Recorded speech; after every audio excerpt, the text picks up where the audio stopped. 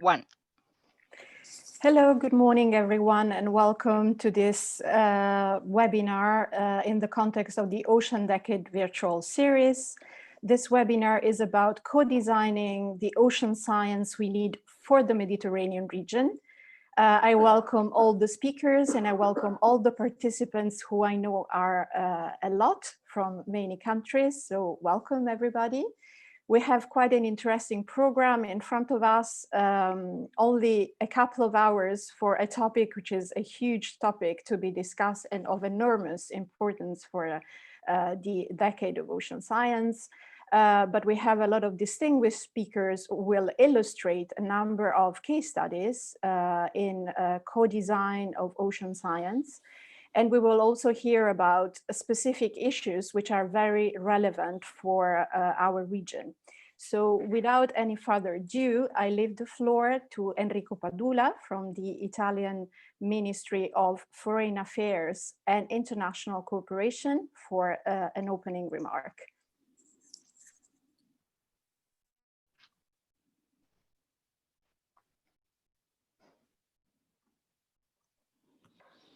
Mr. Padula, the floor is yours.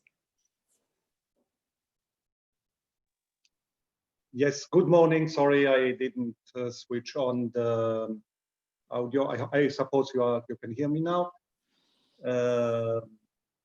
My warmest welcome to all the participants. Let me thank, first of all, the organizers for having invited me. It's a great pleasure for me to be with you today. Can you see me currently? Can you hear me? Yes, Yes, we can see you and hear you. Ah, perfect. It somehow didn't show here. The 2030 Agenda for Sustainable Development represents a challenge for the entire world community. The Sustainable Development Goals are fundamental objectives for the present and the future well-being of mankind. Science can give a huge contribution to address this pressing global challenge by accelerating global solutions for global problems. To make it possible, we must work hard for a more accessible and transparent science. Everyone can benefit from a stronger international cooperation in science and research. The internationalization of research involves an increasingly frequent interaction between science and diplomacy. Diplomatic support for international scientific cooperation facilitates transnational collaborations, which means new cooperation opportunities, as well as allowing the promotion of the national research and innovation system. As a result, science also becomes a real diplomatic tool in the pursuing of national interest, both bilaterally and multilaterally. Italy attaches great value to scientific diplomacy, because cooperation in scientific research is also an important tool for building fruitful, friendly, and lasting international relations. On the 5th of December 2017, the United Nations proclaimed a decade of ocean science for sustainable development. This decade will provide a common framework to ensure that ocean science can fully support countries' actions to sustainably manage the oceans, and more particularly to achieve the above-mentioned 2030 Agenda for Sustainable Development. Scientific understanding of the ocean's response to pressures and management action is fundamental for sustainable development. Italy fully supports the Intergovernmental Oceanographic Commission of UNESCO in its effort to reverse the cycle of decline in ocean health and gather ocean stakeholders worldwide behind a common framework that will ensure ocean science can fully support countries in creating improved conditions for sustainable development of the ocean. Thank you very much, and I wish you a fruitful talk and discussion. Thank you very much, Mr. Padula, for this welcome remarks. Very important for us to see one of our member states being so committed in supporting the process of the Decade of Ocean Science. Thank you very much again. So before going into the following speaker, let me remind you let me give you some information. This is especially relevant for the participants who are following us. You can switch on the French translation if you wish. French translation is provided, so you can switch on the channel related to the French translation. You can also use the Q&A box for inserting your questions for the speakers, for each of the speakers. I will select the questions and I will pose them to the different speakers. You cannot switch on your audio or your video, but again, you can interact with us through the Q&A box. And also we will have later some polls for you to express your opinion on some specific topics and on some specific questions. So I will like now to give the floor to Suzan Koleif, Ms. Suzan Koleif, who is a member of the Ocean Decade Executive Planning Group, who was a very active member also of the first workshop that we had for the Ocean Decade in Venice here last January. So she was the chair of the Working Group 1. And Suzan, I give you the floor.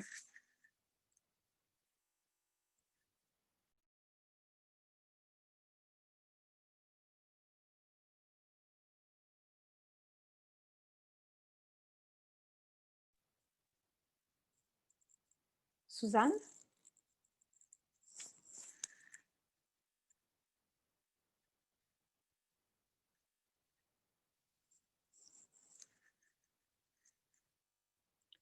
So it seems probably she has issues in connecting. We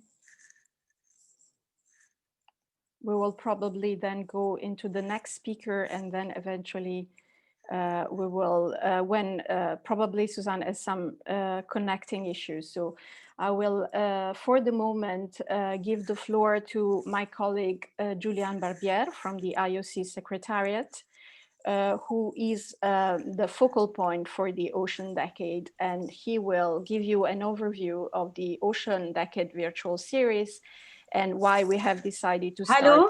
Ah, Hello? okay. Sorry, this internet interruption. Sorry, I'm so sorry. No worries, no worries. Yeah, no worries, sorry. No worries at all. These things happen. Yeah. Please. Sorry, I'm now working with mobile data. Thank you so much. I'm so sorry. I'm very glad to be here with you again. I think a key positional message today is the need to transform the traditional marine sector to go to the ocean sustainability. In a broad context, I would give you a brief on the vision of the decade in terms of triggering a transformation in ocean science to take us from Mediterranean we have to the Mediterranean we want. Why we call now for transformation in ocean science. Over the last century, ocean science has made great progress in exploring, describing, understanding, and enhancing our ability to predict change in the ocean system. Despite the fact that this effort have provided us with a solid foundation, huge gaps in scientific capacity and capability around the world. We require that we fundamentally change the way we think, the way we train, and the way we employ researchers. And we need to expand the scope of disciplines that are directly involved in new transdisciplinary ocean science. Next slide, please. So we need to generate also a better understanding of societal change process, develop innovation solution, and engage with the stakeholder in the co-design of solution-oriented knowledge by building on transformative research approach. This exactly is the message of UN Decade of Ocean Science and consistent with the UN Decade aim and objectives. Decade plan open transformative possibilities of knowledge and of action possibilities for the future we want, and grant us an opportunity that will not be available to us anymore. Next slide, please. Also, the decade offered the world a new movement for bringing together researchers and stakeholders from all relevant sectors to generate a new scientific process and pathways of science to societal impact, to develop the framework and the tools required for sustainable development of the ocean and the coast. Decade plan is integrated and they make a balance between the three dimensions of sustainable development: the economic, the societal, and the environmental. Next slide. Now, Mediterranean countries is why we do transformation approach of Mediterranean countries. How can decade take us from Mediterranean to have to the Mediterranean we want? Based on the recent assessment of the state of Mediterranean and environment and climate published last month, I would highlight some point. We notice that even with notable progress, Mediterranean countries are not on track to achieve agreed goals of SDGs. The majority of observed trends show development that are either progressing toward set of targets, but at an insufficient rate, or unequally access across countries, or moving away from the main target and aim. In addition, training, infrastructure, education, knowledge, budget are often insufficient to provide effective solutions to climate and environmental hazards. The implementation and the enforcement of environmental policies remain a key gap, and the call for increased effort and capacity building. Next slide, please. All over, however, next slide. Sorry. However, the South, East, and the North Mediterranean share transboundary challenge and opportunity offered by globalization, which facilitate a common approach to fostering economic, societal, and sectoral cooperation and integration in the region. A critical gaps remain between North and South cooperation. So, to stick the time, I'm just highlight something. Why Mediterranean need transformative research.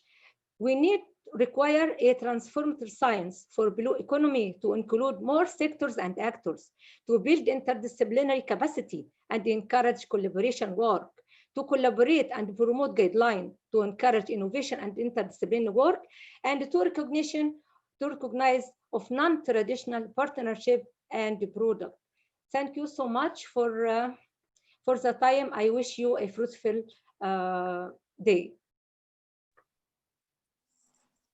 Thank you very much, Suzan, and thanks for your words and important insights on why we need to do transdisciplinary research in the Mediterranean region.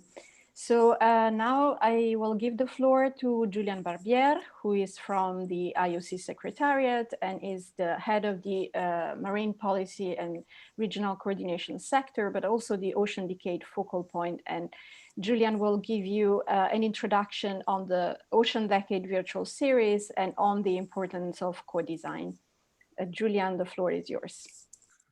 Thank you very much, Francesca. I hope you can all hear me, and we have the slides on screen, so all is good this morning. Very happy to be with you again. I recall that a few months ago, when the world was in a very much different shape, I think it was in January 2020, we initiated this regional discussion, and I'm very happy to see our partners still supporting this process and engaging even more. And in particular, I'm very grateful to the Italian IOC Commission, the UNEP MAP, our colleagues from the European Commission and the BlueMed, the CIESM, and of course, also very grateful for the support provided by Sweden to help us with this decade series.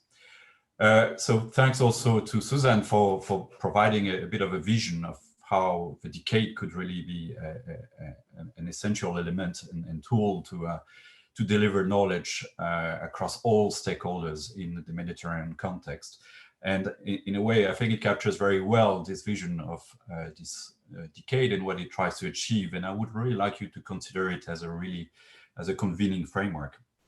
And of course, framework for different groups from different countries, from different field of science, group of stakeholders.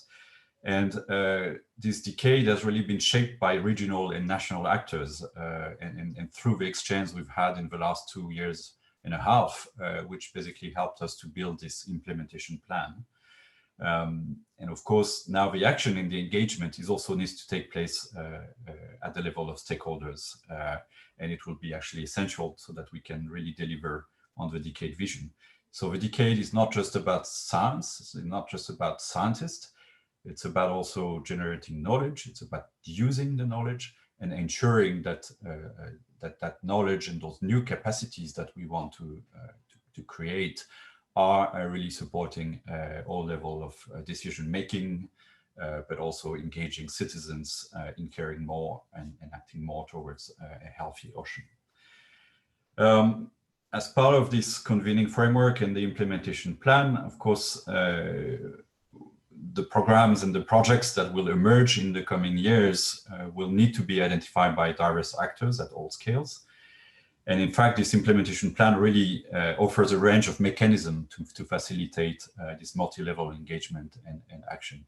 So as you can see from the slide here, this is just a very short summary of what the implementation plan offers, and it really offers a framework for designing and delivering action. It of course defines a vision, and the vision is the science we need for the ocean we want, and supports a number of societal outcomes that we want to achieve by the end of 2030. It also identifies 10 ocean decade challenges, which are really the most immediate and pressing needs for the decade, but of course that needs to be translated on the ground in terms of action at the regional, national, or subnational scale. It defines a number of process objectives around the decade actions at all scales. And of course, it defines categories or hierarchy of decade actions which need to be populated. So we are now, this implementation plan in terms of process is now being reviewed by the UN General Assembly, and we expect that in the coming weeks, we will get the green light from the UN to move ahead with the plan, with its governance, and with all of these elements, which of course means that we need to start thinking about the decade actions. And I guess this is one of the reasons we are convening here today. So let's go to the next slide, please. And I guess this is one of the reasons we launched this Ocean Decade virtual series back in September, is really to signal to communities out there, first to inform them about the decade, but give them also a bit of an overview of what do we need by Ocean Decade actions. Because clearly we do not want just business as usual. We want a real transformation in the way we are organizing, delivering science, and communicating science, and really disseminating it. So as part of this webinar series, there are a number of important concepts which are important. The concept of inclusivity, of course, is essential. We know that not everybody is equally equipped when it comes to a capacity to generate knowledge and use knowledge. So we need to address that issue. There are, of course, the principle of co-design and co-delivery, and this is very much the topic of this specific series. The concept of subsidiarity, as I said, the implementation plan identifies a number of global objectives, but this needs to be really taken over by the regional and national dimensions and translated into concrete action. So that subsidiarity is very important. And of course, the concept of partnership is essential. Partnership across the different disciplines, across different stakeholders. And of course, this is also one of the frameworks that the decade offers. So this decade series, we launched that in September, on the 24th of September. And this concept of co-design is one of a key topic, but we are also addressing some of the other cross-cutting issues, such as, for example, data, human health, ocean climate nexus, the sustainable economy of seeds, issues that are also very much relevant to the decade challenges. So I invite you to follow on the website the schedule. We have a very busy schedule already running up to the beginning of 2021 with those webinars, and it is very I think it's very likely those webinars will continue in the life of the decade as a very important mechanism to share information. So if we go now to the next slide. So as part of this co-design concept, which is really at the heart of the decade, some of the critical issues that we're trying to understand is really how we can provide an enabling environment for co-designing, co-producing, and co-delivering through innovative partnerships. And of course, as part of this, we need to better understand how we can really build this inter and transdisciplinarity approaches. What kind of cooperation mechanisms can be put in place between disciplines, sectors, and communities of knowledge? And for example, how can we better work with the private sector as a real contributor and user of research through innovation? So the first global co-design webinar that we organized on 24th of September identified a number of collaborative research paths, I would say, from informal to interdisciplinarity. We focused a little bit also on the need to strengthen regional coordination and enabling exchanges. We focused on some of the principles of multi-stakeholder engagement, as well as starting to also address how we can really address the funding issue as part of this process. So this 24th of September event was a global event, and now we have taken that discussion at the regional level. And of course, we're having this discussion here today in the Med, but earlier last week, we had one for the Western Tropical Atlantic, for Africa, and so on. And we will bring back all those inputs into a final session, which we anticipate will be on the 24th of November 2020. So I really invite you to be there and to be part of that discussion. And finally, of course, this concept of co-design is not just a conceptual discussion. We would really like this to happen really in a very concrete way.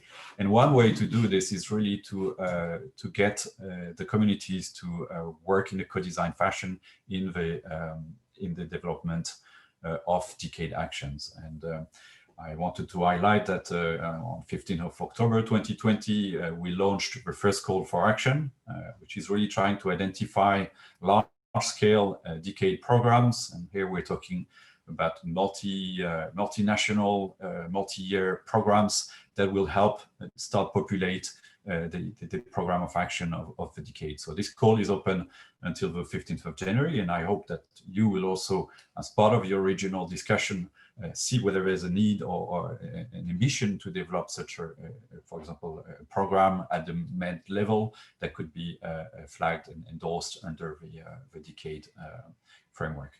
The endorsement process would only happen in early 2021 once we have the governance of a decade put in place. And of course, this will take a little bit of time, but we will hope that by the end of the first quarter of 2021, we will be able to announce those first batch of decade actions that have been endorsed. And of course, the discussions will continue. A lot of discussions are going on with regards to the organization of the first international Ocean Decade Conference in Berlin, and we're working with our German counterparts here, and also the second UN Ocean Conference in Lisbon, which has not yet been defined in terms of date, will also be an important framework for further engaging and committing the international community towards the decade goals. So again, all of this information you should be able to find on the oceandecade.org. Please sign up so that you can also receive the newsletter and be informed in a timely manner. So with this, I thank you very much.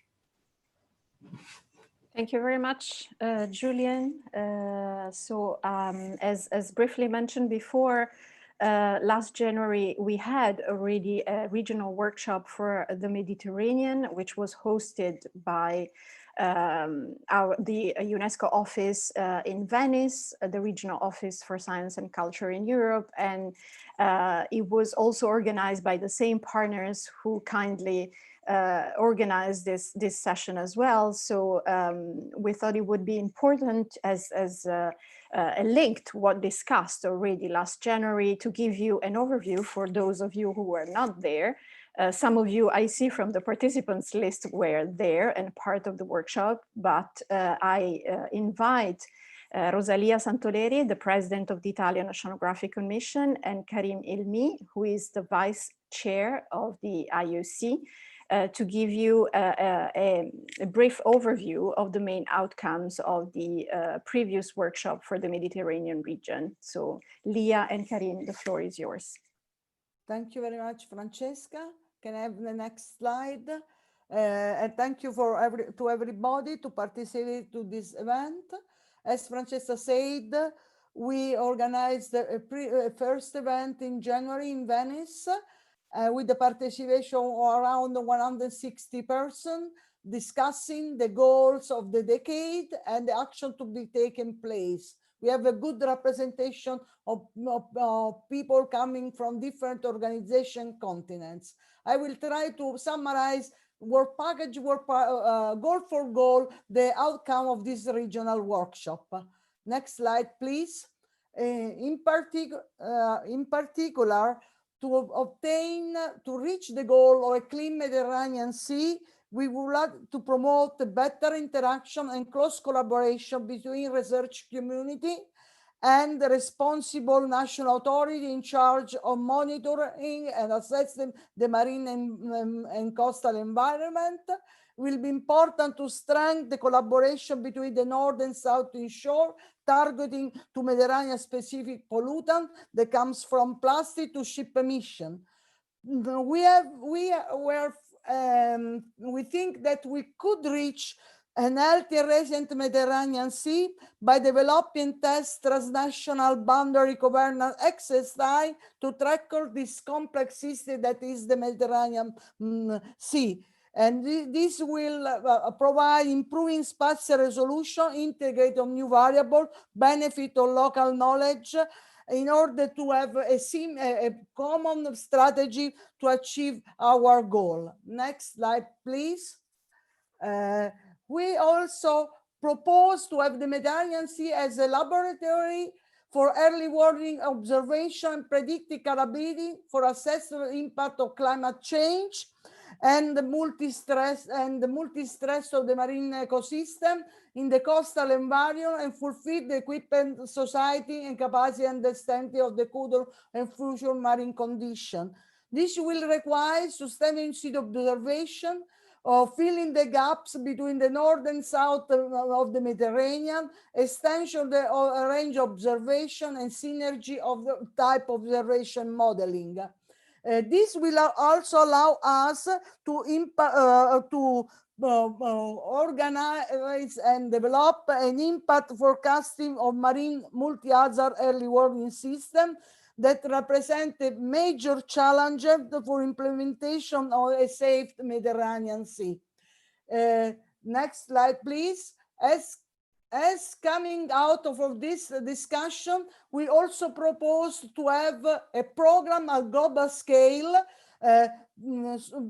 focus on the coastal area. The co-design of this program is already started, and you can contribute to this connected to the web page of the Coast Predict program. I give now the floor to Karim for the following part of my presentation. Okay. Thank you, Leah. Thank you, Francesca. Good morning and good evening, everyone. Next slide, please. Yes, thank you. Concerning the predictive Mediterranean Sea, during the regional meeting, there is some strong recommendation to develop a sustainable economy management of resources and to integrate the marine spatial planning with coastal management by defining science-based, safe, and sustainable thresholds for economic operation. There also a recommendation to promote the coherence between maritime and terrestrial planning, so to fostering synergies between tourism and other productive sectors activities, and to encourage the partnership of streams, supporting MSP implementation, and encourage also the networking among economic sectors. Concerning the other output for accessible ocean, so there is strong recommendation to build a global data ecosystem of existing, of course, infrastructure, which allows distributed resources to interoperate, and where user will have access on it, and to develop the partnership with private sector, establishing or improving PNP partnerships, including to facilitate the data, and mostly also to improve, as mentioned by my colleagues, Suzan, Leah, and Julian, to improve the cooperation between the northern and southern parts of the Mediterranean. Next slide, please.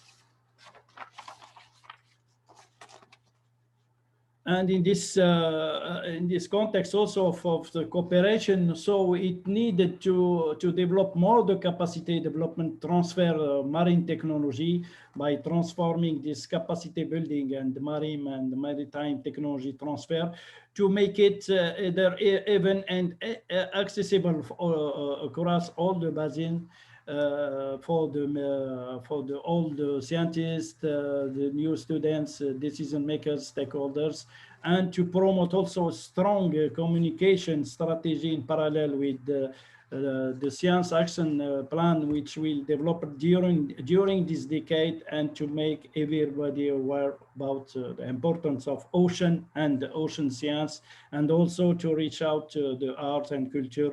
It's which is the central part in the Mediterranean society. Next slide, please. This is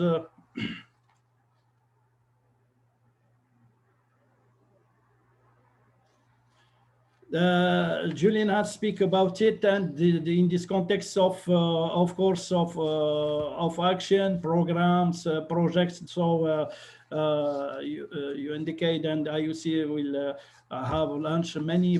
This is a first call, for example, of action, and we need to work on it. And Julian has speak about it. Thank you very much. Thank you. Thank you very much to both Leah and Karim for this overview on the outcomes of the last workshop in the Mediterranean. Before I move on to the next presentation, which is actually will be given by me, I saw that there were some questions. So, and again, I'm repeating, please use the Q&A box for your questions. Regarding the call for decade actions, some sessions were already held, Q&A sessions on the call for decade actions. So we're going to share the link to the recording of those sessions. And also we are going to reply to all of your questions towards the end of the segments. So I will now ask my colleague to put the slide related to my presentation. Next slide, and next slide. So my role is to give you an overview of why we need a collaborative research or a transdisciplinary research, a topic which is very dear to my heart, as my PhD thesis was all about transdisciplinary research and participatory processes applied to ocean and coastal management.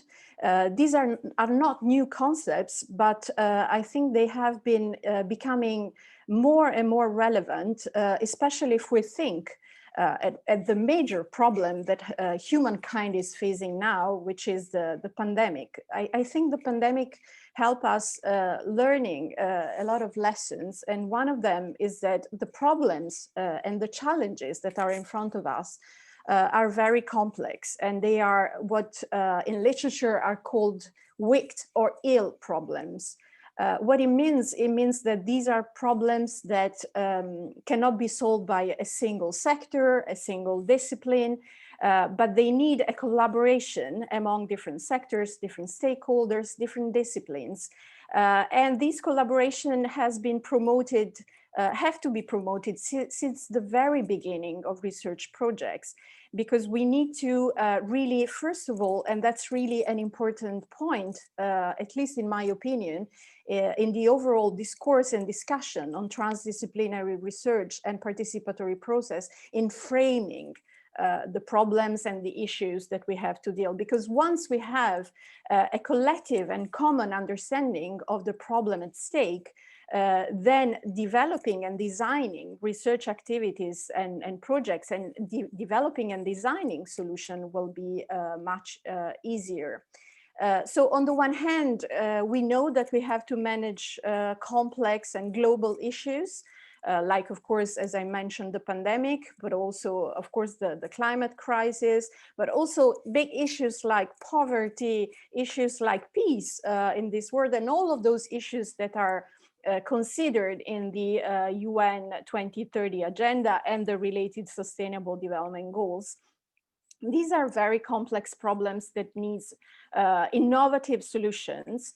But at the same time, the other element to be taken into consideration is that at least till now, science and research have been very effective in describing phenomenon, in understanding the cause of the phenomenon, and also in making projections and scenarios on trajectories of some of the elements that we're studying. But most probably science and research, or the scientific community, has not been, until now at least, very effective in designing solutions. But now there is a clear demand from the society. And again, I think the pandemic has thought at this, that very clearly. The society needs solutions to the problems that I mentioned before. At the same time, I think the scientific community and the academia are quite responsive to this demand from the society.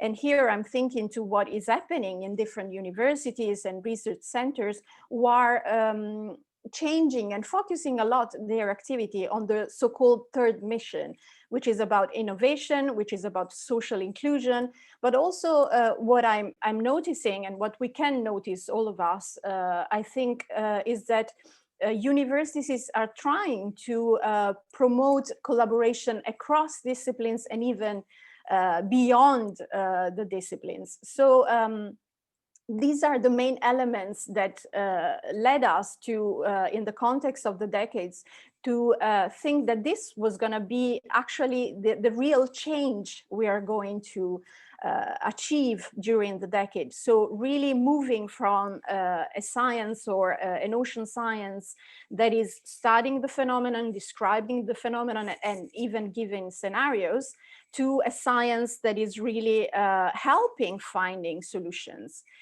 So in order to do that, we definitely need to promote what is called collaborative research. And here in this slide, you can see some of the main steps that we might follow when developing a collaborative research. Of course, the first step is co-design. We need to involve the stakeholders since the very beginning of the process in really designing research activities and research projects. The second step is co-production. We can work with different stakeholders. We can work in a collaborative manner among different stakeholders to really implement research projects and activities, and then co-delivery. Which means that the delivery of results of the participatory projects are done again with and within stakeholders groups, identifying the right way to use the research and the science, the right methods and tools and approaches, establishing knowledge sharing and data platform, and reaching out to all the communities that are part of the society, including the private sectors and current, and even thinking about potential users that are not maybe yet considered when framing research activities. Next slide, please. So all these concepts are really very much linked, as I mentioned, to the concepts of transdisciplinary research. And for all the elements that I will describe in this and in the following slide, I will heavily rely on a paper prepared by the OECD that you can find as a reference at the bottom of this slide. As I mentioned before, transdisciplinary research is not a new concept. It's a concept that came about, I would say, around the end of the 70s. It's really about, again, going beyond the disciplines and really looking at the problems for what they are, and understanding the problem from what they are, and not describing them from a specific angle or from a specific discipline. This is very much linked also to other concepts, like, for example, post-normal science, which is a science which invites and which extend, for example, the peer review community to stakeholders, to citizens. So right now, as you know, the academic process foresee a peer review community that is made of peers. But post-normal science and transdisciplinary science called also for the assessments of research results made by citizens and stakeholders. Some elements that you can see in these slides are related to different approaches like team science, convergent science, which are really about interdisciplinary research. And they normally are calling for a strong collaboration among sectors and among disciplines. And on the other hand, we have tools and approaches which are more related to co-creation, like action research, where there is a strong component also on self-analysis. So the people that are participating in the research process are reflecting on the action of doing research and on the action of providing results and information, and on development research, which is all about innovation, which is focused really on what will be the results of our research. And then, of course, at the top of this slide, you can see citizen science, which is a way for citizens to really understand what it means to do research and what it means to do science, but also to help and support the scientific community in doing concrete scientific activities and participating very actively in scientific endeavors. And this is really also very much related to what are the key parameters of collaborative approaches. You can see them. And again, this is very much relying on the paper I was mentioning before by the OECD. You can see, of course, that it's one of the parameters is the breadth and the diversity of interdisciplinary. So how much we really involve and engage different disciplines. And we are not only working among natural scientists, but also we include colleagues from the social sciences, or not include, we work together. The timing of the participatory engagement, as I was mentioning before, it has to be done since the very beginning of the design. And even when we prepare or elaborate the research questions, the composition of the non-academic partnerships. So again, we need to engage different sectors, the depth of disciplinary integration, and again, the interaction with non-academic participants.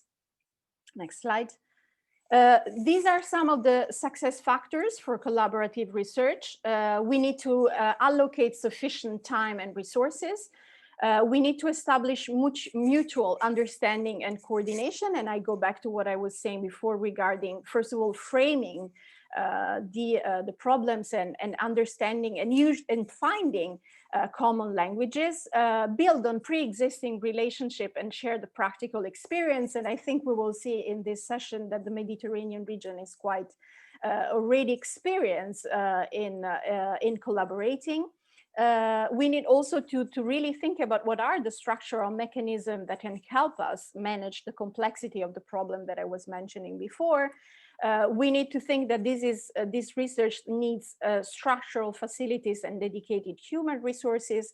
We need to really promote co-leadership between academic and non-academic leaders, and of course, capacity development. In order to participate in a transdisciplinary research project or initiative, we need to make sure that everybody is on the same page, that everybody has the capacity to participate in an equal manner in those processes. So as you can see, it's a very, I would say, complex initiative, but very exciting and very much needed for the problems that we have to face. And I hope I was able to give you an overview, of course, but a topic like this one needs a lot more discussion. But again, I hope I was able to give you an introduction, a good introduction to the topic. So next slide will help me also introducing the first poll that we want you to participate in, and I'm referring to the participants, and I see here that we already have 208 participants, and this is about testing the novelty of the approach. And we want to know from you if you have already participated or if you have recently been engaged in a multidisciplinary co-design of science agenda, strategy, action, and projects. So please use the polls to tell us what are your experiences in this area. And thanks a lot. So we will now move to the first segment of this session. As I was mentioning before at the very beginning of this workshop and webinar, we're going to have two segments. The first segment will help us illustrating what it really means to do transdisciplinary and collaborative research. And we are going to do this through the presentations of a number of case studies. And for the first one, I'm happy to invite Jelena Knezevic from the United Nations Environmental Programme Mediterranean Action Plan, who has a long-standing experience in doing collaborative activities among and with different stakeholders. So Jelena, the floor is yours. Thank you very much, Francesca. We are really pleased. I'm very pleased to greet today's session, all the participants on behalf of Gaetano Leone, our coordinator, and my colleagues from UNEP MAP. We have been indeed privileged to have opportunity to contribute to organization of the Venice workshop in January, which somehow launched our today's discussion and, shape our roadmap for further actions. It was a really successful meeting, and we are glad that we can continue with this discussion today. I would like briefly to let you know how actually we reflect on the outcomes of this session of January. That was really inspirative and instrumental in many ways for us, primarily in order to recognize how to interrelate science and policy, how to make the scientific achievements practically implementable in order to support efficiency of our measures and actions that we are undertaking in order to improve the state of marine environment. Therefore, UNEP MAP recognized the two strategic orientations of our system, how to contribute not only to implementation of the implementation plan of the decade, but how to improve these transdisciplinary modalities of work inside the system and outside the system. Therefore, enhancing the partnerships and support to transfer of ocean knowledge for science-based management of Mediterranean Sea is one of our top priorities. Partnerships need to be enhanced in order to create impact by extending and sustaining the collection of ocean knowledge. but also to support transfer of knowledge into policy framework of UNEP map to close current knowledge gaps. Most recently in 2017, we identified the important list of the knowledge gaps where we are looking for optimal modalities that could help us in being more efficient and more effective in implementing the measures to improve the state of marine environment. At the same time, it will also support connecting policy and management responses of UNEP map with the requirements of the UN Agenda for Sustainable Development 2030.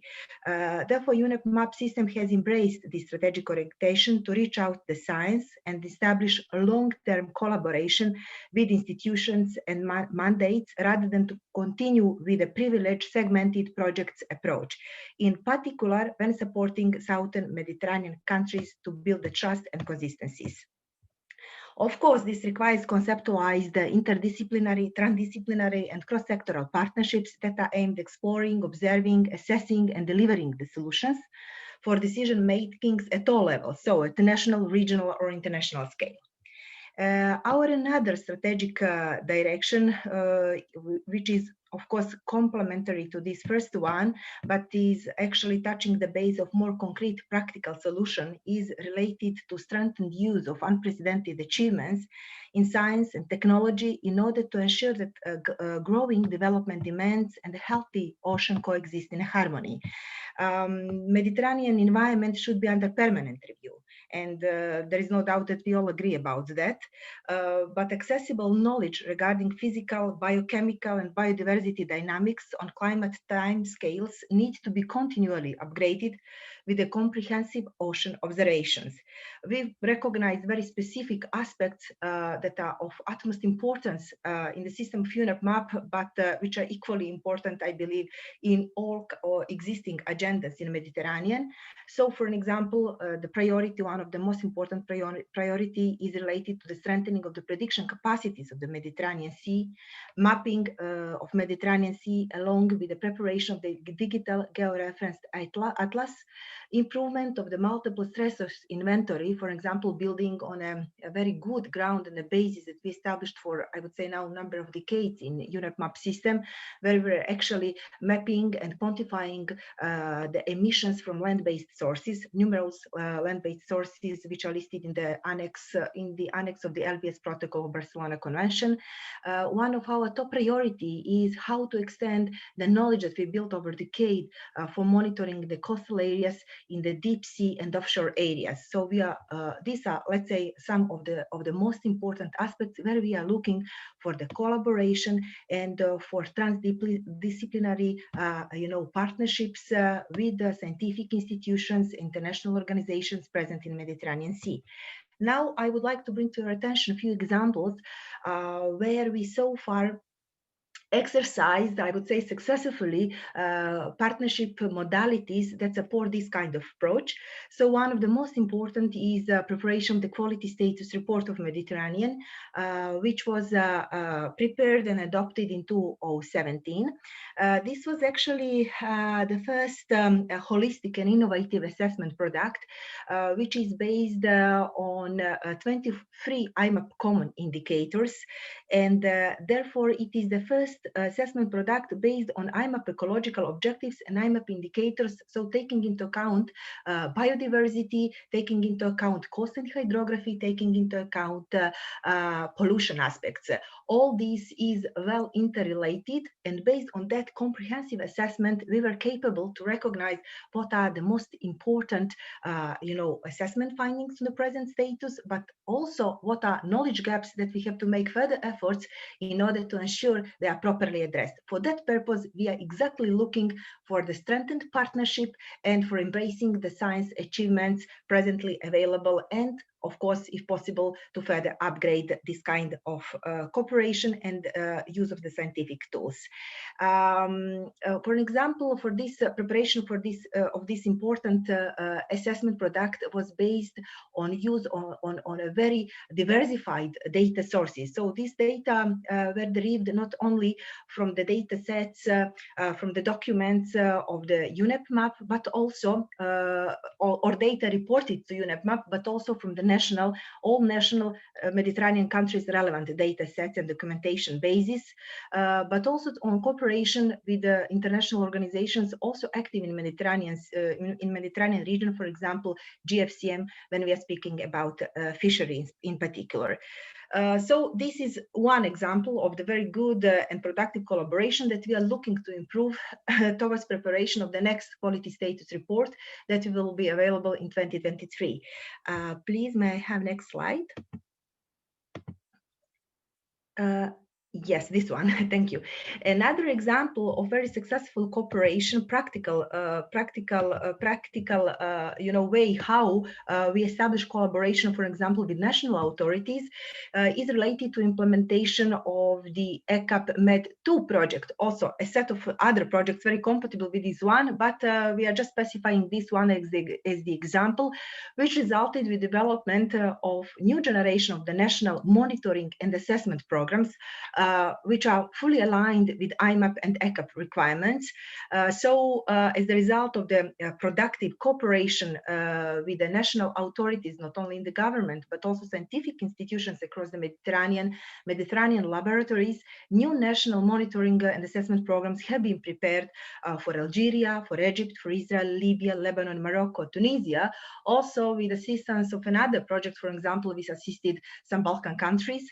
For the first time, in such a way, we initiated quantitative monitoring of the state of the Mediterranean Sea and coast, which is not only based on the monitoring collection of data of the physical chemical parameters, but also taking into account this aspect overlapped, crossed with the biodiversity and coast and hydrography. So in this way, we actually strengthened science policy interface, addressing sub-regional implementation needs and responding to data and information challenges.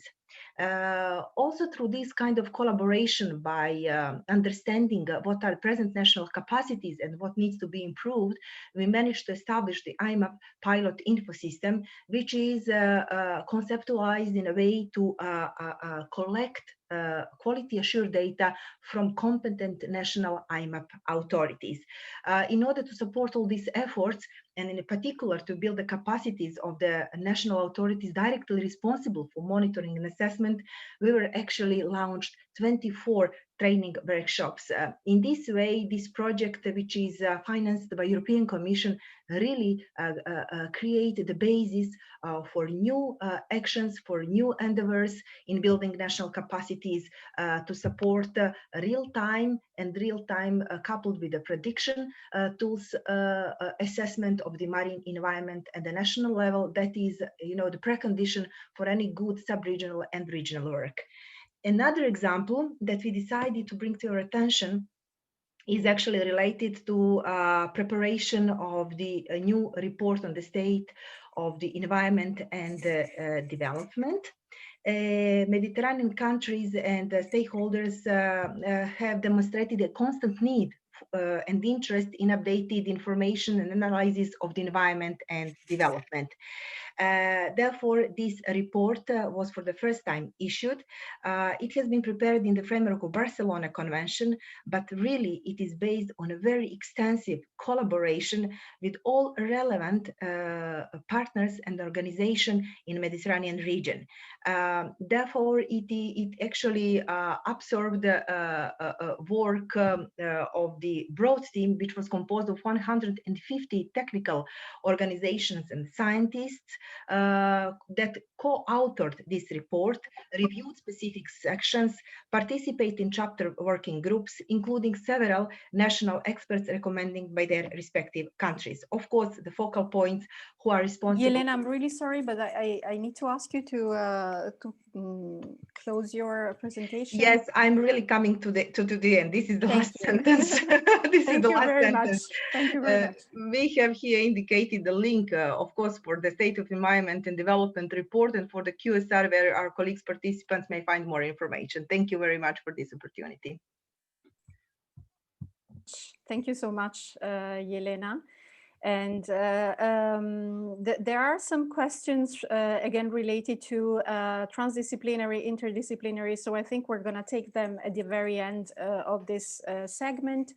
So now I have the pleasure to give the floor to Sigi Gruber, who is the head of the unit of the European Commission DG on Research and Development, and she's also the co-chair of the BlueMed working group, and she's going to illustrate an example from the BlueMed initiative, which is the Healthy Plastic-Free Mediterranean Sea, and again, how collaboration and collaborative research has been taken forward by this program. Sigi, the floor is yours.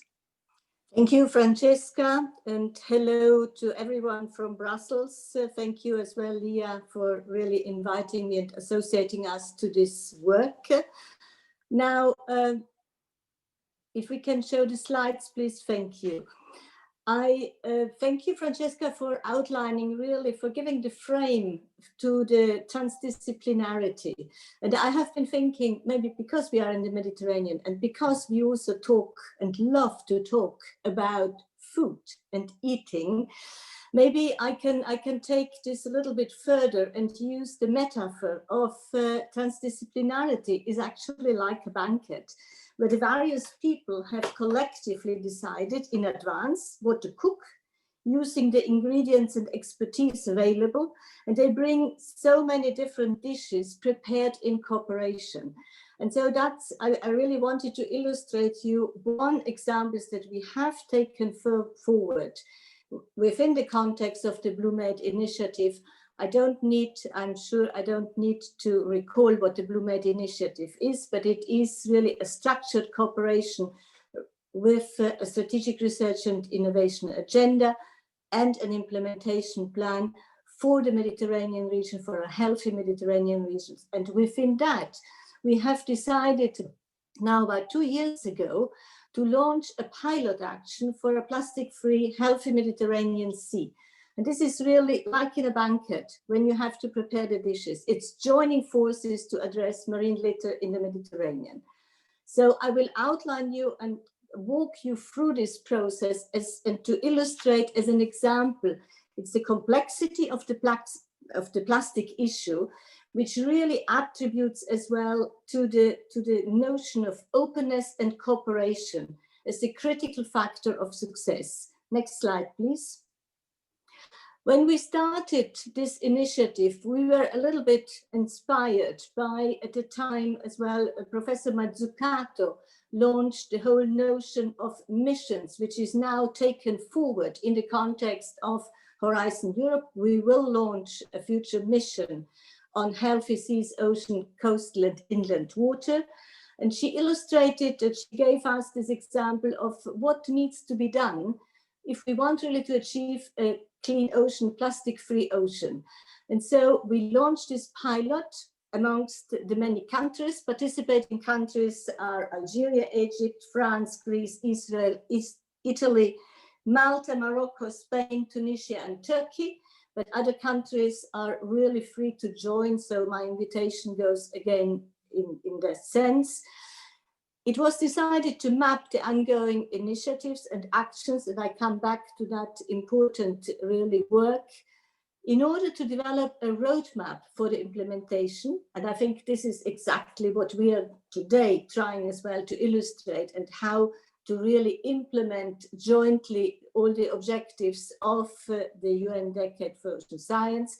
And as Suzan said at the beginning, for the Mediterranean, we really want and we need. And it's to build the broad partnership. Next slide, please. So this was the process for this action. First of all, there was a joint agreement at basin level amongst all the partners adhering to the BlueMed Initiative. And it was decided to map really the best practices and experiences and to identify the complementarities at country level. Because what is important is as well to realize, of course, that not all countries have invested equally in education, in research, innovation, but in every country there are level of expertise and excellence. And it is really through this that we can take a joint, a co-creation, transdisciplinary approach. There was then a discussion of the type of actions to be taken forward, and it linked to a common decision on the process, establishing in each national country a dedicated hub, which would function really as a knowledge hub where all this could be integrated. And why? Because this would allow then for scaling up and operationalize the pilot into something bigger. Next slide, please. Click, click, click, please. Thank you. Because I don't have much time, this is just another click, please. What is important is these are integrated pillars. You can see that the plastic issue, what we have identified, there are many initiatives going on to monitor and assess it. There are many initiatives going on to prevent, recycle. This is part of the circular thinking. It's part as well of the EU Circular Action Plan, Circular Economy Action Plan. Plastic is not always a problem. We know that. Plastic also has an economic value, and we cannot underestimate that. And that is why the collection and valorization is so important. Education, training, communication, nothing can happen without that. And last but not least, and this was also outlined by Jelena, it's the link really to the policy making. So what are the policies? What are the regulatory framework? And what are the financing possibilities? So this is only a snapshot. You see how much has been mapped, how much was really collected. These are all examples that do exist. The examples, what was also very important is that through this collecting, through the sharing, and through integrating this massive knowledge, the examples of best practice prevail. And what happens in one country could very, very easily be replicated in another country. And that is why this power of sharing and cooperating is really the determining factor of success, as I already said. Next slide, please. One other click. Thank you. So what was important is as well, we reflected, how can this all made be accessible? If we really want to share it, we have to store it somewhere so that people can access it. And what we, in cooperation with a startup initiative taken forward by Facility Life, the CEMET digital platform was developed and offered actually to host a lot of this information available. So this allows really to build that network and amplify the connections. And what is equally important is to analyze really the main strengths, the weaknesses, and the complementarities of the national hubs and their interconnection via this digital platform. This is open to everyone. We are now really consolidating it with the great help of Margherita and Fedra, who you all know, who are also part of the organization of this workshop. They are carrying out, they're feeding into the platform. So we have the Italian experience in the platform visible. Next click, please. Next slide. Next one. Next one. Yes. And this is what it looks like. So you have a one-stop really opportunity to navigate through all the different initiatives.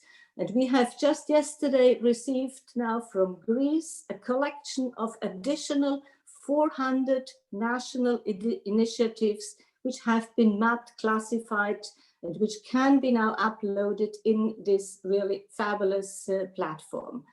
And I invite everyone listening really to constantly please feed into this, because the richer the experience of integrating the existing knowledge is, the better it can also serve in future as an example. Next slide, please. So what are the next steps? Well, the pilot is primarily really a way to orchestrate the rich diversity and expertise, which we know it is fragmented. and also to harness actually the investment in education, in research, in innovation, which is not at an equal basis, but through a collective really opportunity, this is then not an issue anymore. So we have to take the problem, the plastic problem and the pollution problem, because plastic is very often only symptomatic for pollution in general. We have to take a holistic solution. We have to work with all kinds of stakeholders, including government, research performing organizations, academia, the legislators, very important, the private sector. And we do have now a cooperation with Plastics Europe, who is operating in the whole of the Mediterranean, north and south, but also in other parts of European seas. Extremely important is the NGOs and society at large, because of the notion that Francesca explained at the beginning. It's the co-creation element. Whatever is created needs to have a purpose. It needs to bring the solutions which are really changing the life of the people, which change the state of the healthy state of the Mediterranean. And education at all levels, not only at school level, in the formal and informal settings, are really part of the solution. So we will continue this pilot also in view of the future mission. We will continue to co-design the portfolio of inter-country, multi-stakeholders and citizens and multi-level actions via joint workshops, knowledge transfer, via multi-interdisciplinary joint workshops like today. And this really can be implemented, and we want to implement it under the umbrella of the BlueMed, and it can be promoted as one of the examples on how to contribute to the UN Decade of Ocean Science. Next slide. I wanted to finish with a more philosophical remark. The example of transdisciplinarity is really a paradigm to tackle the challenge in a holistic manner. And this has already been recognized in the 16th century by Montaigne. He asserted that the most universal quality is diversity, and transdisciplinarity has to be a space, that's what the interpretation is, where there is room for diversity, for respectful confrontation and mutual transformation. And it has to be a space where people strive for synergy as much as they are willing to trust, to be comfortable with the uncertainty, and not to be firm of their ignorance. And I think this is going to be one of the leitmotifs of the UN Decade, and we will contribute to make it a success. Thank you very much. Thank you very much, Sigi. I think some some topics are already emerging, and I think, you know, also checking from the Q&A box, I think people are really asking for a change, a real change, and for like a sort of leadership from the decade to really try to encourage everybody to embrace this concept of transdisciplinarity. So we will now move to the next slide, to the next presentation, which will be given by Laura Giuliano from the Mediterranean Science Commission. And again, she will illustrate those concepts through an example which is related to fisheries and to biodiversity based on local ecological knowledge. Laura, the floor is yours. Thank you, Francesca. Thank you, everybody. Good morning, ladies and gentlemen. I would like to thank the Italian branch of IOC and the IOC as a whole for inviting CSM to contribute this prestigious event. This is a follow-up, as many of you said, of the Venice workshop, which was a very fruitful platform to start thinking with the mind of UN Decade. As an inspiring mind. So I am using now, as Sigi did, a specific example of one of our CSM experiences to inform you on a way that local ecological knowledge can be joined to scientific knowledge, this time not only to instruct local people, but to use their knowledge for enriching scientific databases. So next slide, thank you. Our chair for the coastal system and policy, marine policy, Dr. Ernesto Azzurro, who works as a researcher at CNR, has very much engaged in this, and CIESM has supported part of his work. And this is a survey carried by Ernesto Azzurro on the number of times the name local ecological knowledge appears in the scientific literature. You will see some trends which are interesting. So the LEC, as it is called, is quite recent in the scientific literature, but not the method. I will explain you a bit of the history. So what does it mean to integrate the local ecological knowledge? It means to kind of question local people about some issues that is necessary for scientists to fill up gaps in particular in the long-term data series. Now, this way of moving for scientists is not so recent. It was called differently, simply. So we had at the beginning something called oral history, which is starting in the 60s, more or less. And it was the same kind of things. So kind of differentiated sources of information were integrated in data series for social studies or epidemiological studies. But the first time that this was happening for studying kind of use of the marine resources, this was not made by a scientist, to my knowledge, but by a writer. At the beginning, he was a naturalist. At the end, he was really a writer who produced more than 40 books. It is, I'm talking about Farley Mowat, who among the various published in '84, A Sea of Slaughters, to denounce exploitation, abusive exploitation of marine resources in the Eastern Canada over the past 500 years. So you see now, he was well documenting, including also with local knowledge, his work, and he was capable in this way to fill up gaps for the last 500 years. So LEC will be then used, and here we have since 2001, I will explain you why, the growing patterns of LEC into knowledge and scientific literature. I think we have to thank all our writing scientist, Daniel Paoli, and his co-workers, who were very much working to fill up gaps in data series as to the fishery research. Daniel Paoli was engaging full life in this work, and he really succeeded because he created now a database which is the most mentioned, the most visited, and the most useful for science, but he worked really to integrate information from local people. Now, the blue line shows exactly the results of his effort, mainly, and his co-workers' effort all around the world.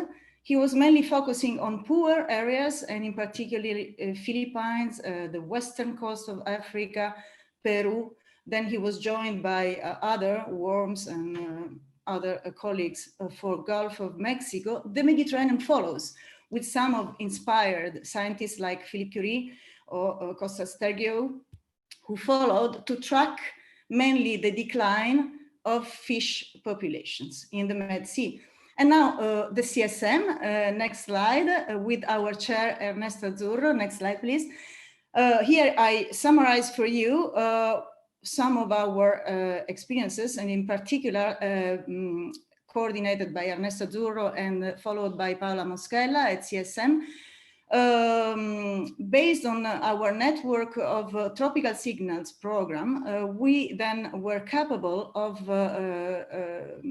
inquiring a very high number of fishermen all along the coast of the Mediterranean countries to better follow not the decline, but the new entries for once. So how the exotic species appeared here and there, and so to fill the gaps backward for decades. Now, I'm not going too much into the details. I have no time, but I want to just point out that the very critical point when you want to integrate local knowledge into the scientific databases is to remain reliable as a scientist. So one has to be capable to create from the very beginning a strategy for transforming information, which is mainly oral due to anecdote by local people, into critical values to be then included into the databases. And all of this is called strategy From the very beginning, the sampling strategy, the selection of the fishermen for age by means of knowing them, the way they used fishing, etc. So, but the questionnaire itself is a very tricky moment, which was developed exactly by CSM, thanks to Ernesto and Paola mainly, and all of our collaborators within the tropical signals, scientifically organized to be open to acquire information. So I don't go into the details, but this information was kind of semi-quantitative. So we were asking specific questions that we could then convert in numbers. The same effort has been made later on. So this has produced a very important article accessible by everyone on PLOS ONE by choice. But then Azzurro and company, they continue to apply similar methodologies for then going ahead with other questions. And in this case, it was with the result of another article also mentioned in this slide, how the jelly blooms affect economy and in particular the aquaculture farms. In this case, of course, the target for LEC were the aquaculture farmers. I have to say you that comparing the two exercises, the first one found the fishermen, so our local communities, very proactive, cooperatives. We had almost 92% of positive answers, whilst the second effort had a little bit less, 50% only, farmers proactive and cooperative. We try to understand, first of all, here the very synthetic understanding is that the fishermen were approached personally, directly, and it took time to talk to them and to create an ambience and gaining confidence before they would collaborate. Aqua farmers, let's say, they were sometimes, most of times, in fact, contacted by telephone. And another point is that they were highly diversified with the roles in their own industries. So they were either veterinaries or administrative managers, etc., etc. So the time and the responsibilities were not the same. They were not always all free the same way to cooperate.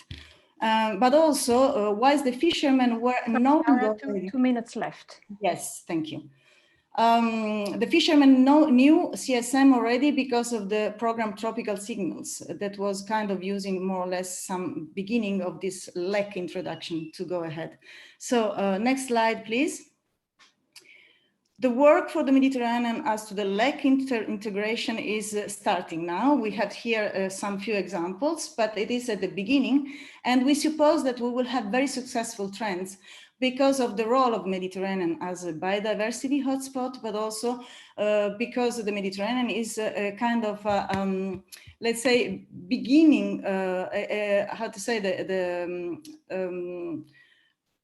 cradles of the maritime interactions. So many people all across the basin with different social skills, different cultures, they have interacted with the sea from the very long term, from the antiquity, with highly diversified skills, but also different uses and perceptions of maritime space. Next slide, please. And the last one, if I agree. Okay. So this brings to the conclusion that by inquiring local people, we don't not only advance with science, but we also include information related to their needs, to their behavior, to their perceptions that can fulfill our gaps for good management. And as Sigi and also Jelena and Francesca, everybody was underlining there is no better management than the co-management. So we have already proven that participatory management of fishery can produce very good results. Thank you very much. Thank you. Thank you so much, Laura. And thanks for presenting case studies with these results, because again, from the questions I see, participants are asking for tools, methods. So it was really interesting to follow your presentation. We are going to move now to a next presentation by Fabio Venturuzzo, who's the lead of Corporate Social Responsibility, Thought Leadership and Public Affairs of AXA Italy. Fabio, the floor is yours. Thanks, Francesca. Can you hear me? Yes. Okay. Thank you for having invited me to speak on behalf of AXA Italy and to share our commitment and experience, not only on ocean issues, but on co-designing the future of our society and co-creating shared value. And I would like to congratulate for this such of conversation, because personally speaking, I'm finding very interesting and with a great and clear vision for the future of the Mediterranean area. So I'm feeling a little bit uncomfortable in speaking after very scientific and research-based experience and expertise. And I think it will quite shocking for you to jump into business. So this is the reason why I don't have any presentation, and I want to go through our approach in dealing with climate and biodiversity issues such as ocean protection. That is, for us at AXA, this is not only a corporate responsibility campaign, but is a more effective and overwhelming integration of sustainability into our long-term vision and strategy.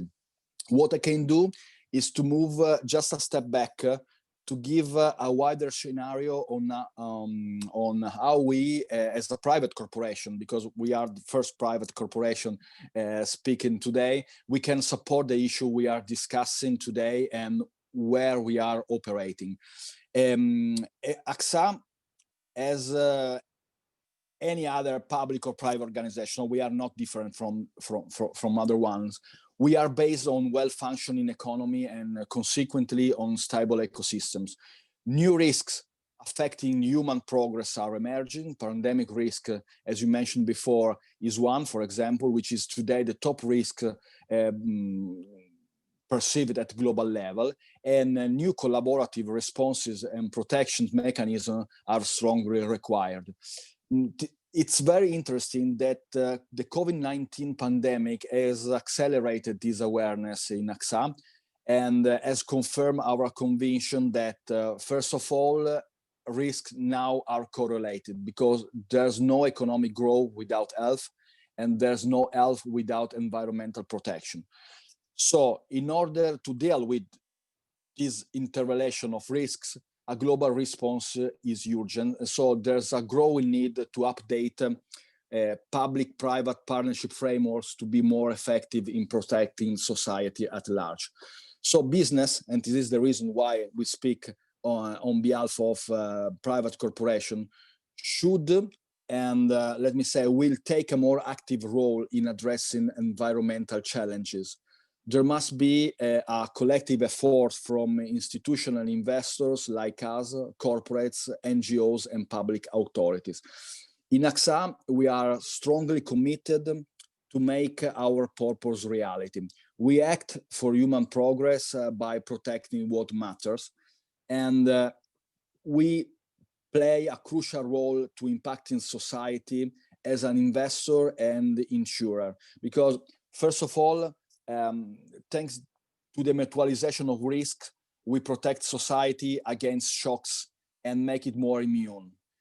Secondly, we are investors and we have the responsibility to drive these investments and to positively impact the society and people's behavior. So this is the core, let me say, vision of our strategy, influencing our approach to sustainability, to climate, biodiversity, and ocean issues. AXA has long been committed to fighting climate change and biodiversity loss, and ocean protection is a natural extension of this effort. Just to give you some examples of these efforts, we developed a clear climate change strategy, which core elements are a commitment to achieve investment climate neutrality by 2050.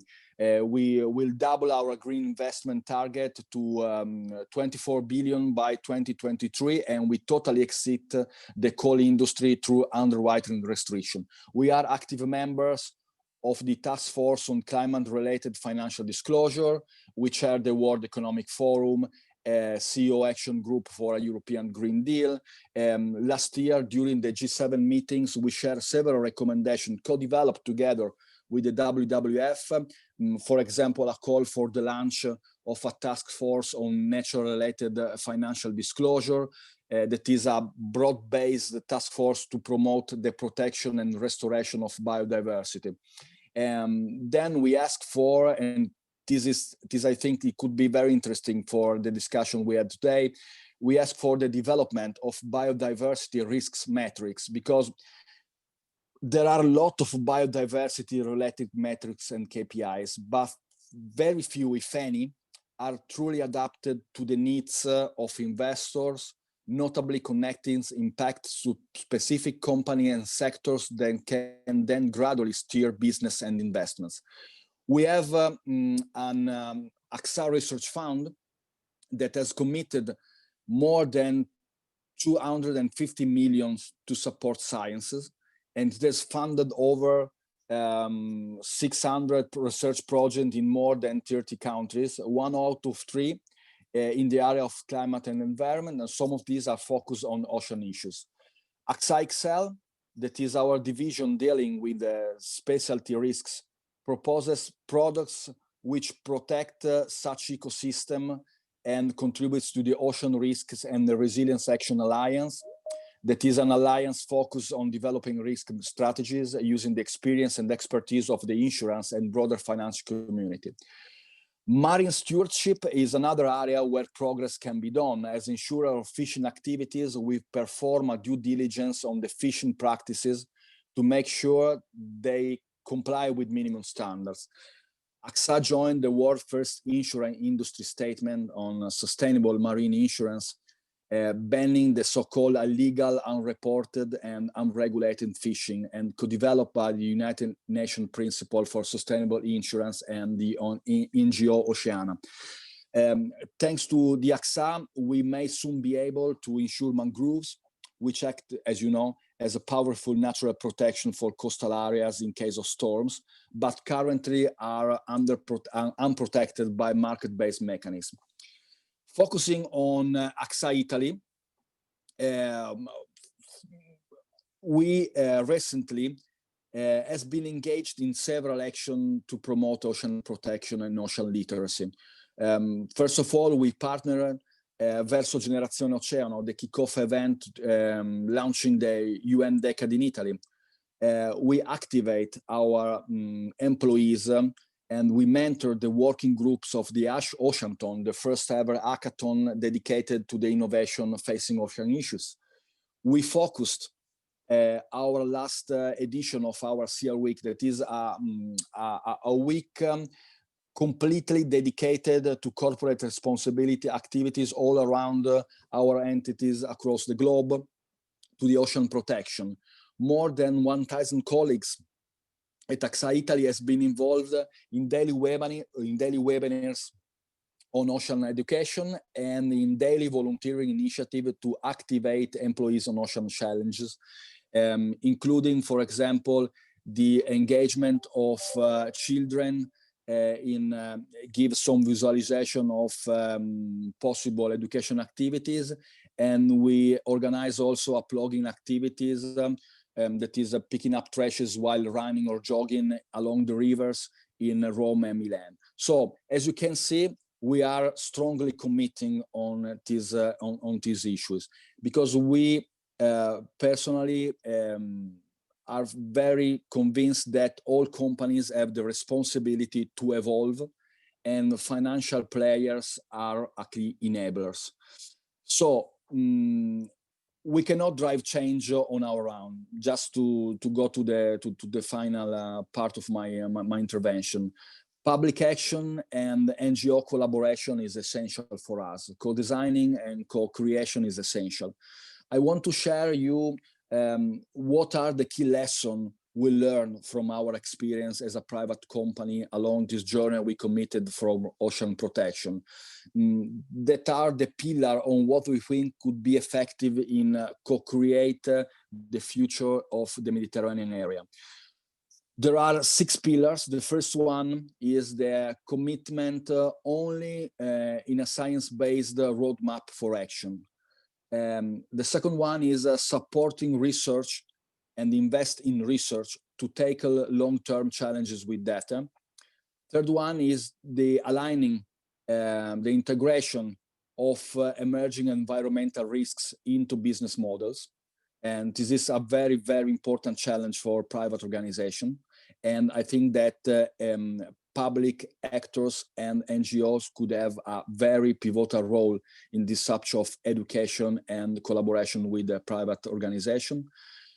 We need to unlock the potential of innovation to face ocean issues.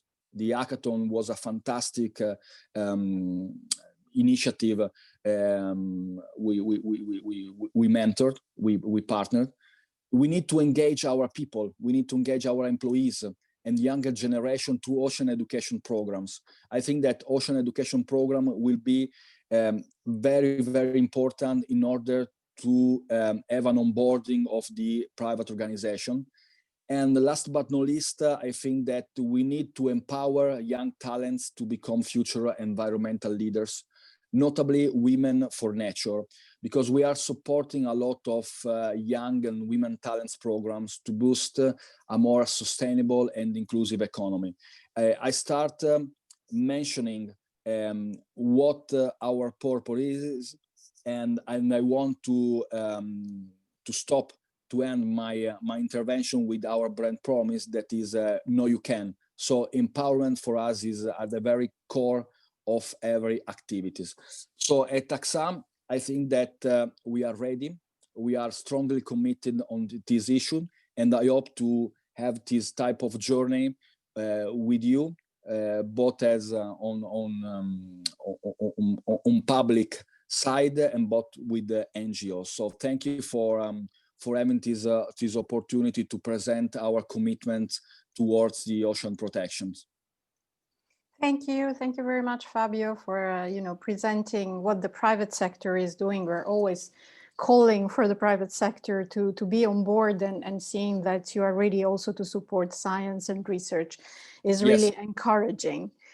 Thank you very much. So we now move to the last presentation of this segment, which will be given by George Petiatakis from both the Hellenic Center for Marine Research, but here representing the European Global Ocean Observing System, and talking about the experience of the Mediterranean in the Mediterranean region. George, the floor is yours.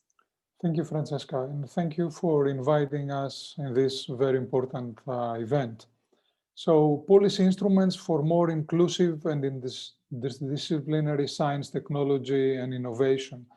Policy instruments are tools which are used to overcome problems and achieve objectives. And in this presentation, I will give a brief overview with some examples at the global scale, the EU and the Mediterranean. Can you please move back? Well, it's jumping slides. Yeah, that one. Thank you. So, GOOS, the Global Ocean Observing System, is a sustained and collaborative system of ocean observation, which encompasses in situ networks, satellite system, governments, UN agencies, as well as individual scientists.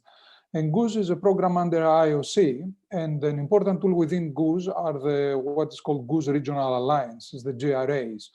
GRAs are coalitions of nations and institutions which basically share GOOS principles and goals. And GRAs are mostly concerned with local priorities and are organized around regional seas or coastal environments. Today, we've got 13 GRAs, which represent different regions of the globe, as you can see here in the map. And as said, they are emphasized, they are based on regional priorities. GRAs differ by need, resources, and culture, with some of them emphasizing on data sharing or regional capacity development, while others are building out extensive observation systems which with dedicated marine service goals. Reading from the GOOS website, GOOS' major goal is globally unifying national observing systems to allow national needs to drive and benefit from the added value of participating in a global system. And today, many nations collaborate through GRAs to co-design, and I think this is important, and build regional observation programs. And these are major contributions then in the return to the global system. So GRAs were introduced as mechanisms to integrate national needs into regional systems and to deliver the benefits of the GOOS strategy, the structure, and the GOOS programs, primarily at a regional and the national level, and secondarily at a global level. In Europe today, we've got and Mongoose. Next slide, please. Next slide, please. Yes, that's it. Eurogoose with its regional, no, the previous one, please. Eurogoose with its regional observing system, what we call the RUSIs, and Mongoose is both a GRA but also a RUS, are examples of efficient co-design. One could see the RUSIs as an analogous structure to the GRAs, but one level lower, focusing on the 5 different EU marine regions. And Eurogoose is an association of national governmental agencies, research organizations, private companies, which are all committed to oceanography. And it was founded back in 1994 and today has 44 members from 18 European countries. But if we look the whole picture and we put all the RUSIs together, we're talking about a partnership of more than 100 organizations. All these organizations are jointly pursuing oceanographic activities. They co-design products and services, they are building capacity and generally promoting European ocean observing internationally. An important structure in Eurogoose are the RUSIs regional data centers, which are simplifying data transfer to the EU data aggregators. And basically, and I think this is also key, they enable interoperability, which is a key question in the last few years. The regional data portals are one of the very first examples of efficient cooperation and co-design in the European community, oceanographic community, but also at the GOOS GRA level. Next slide, please. Very briefly, this is the structure of Eurogoose together. It's an ISBL based in Brussels, and you can see the previous one, please. You can see the 5 RUSIs, the 5 regions, and also you can see some cross-cutting activities. The Eurogoose working groups and the Eurogoose task team working groups are thematic based. And you can see here some of those. And while task teams are based on technology, on platform, and there we work a lot on the technology, but also on best practices and operations.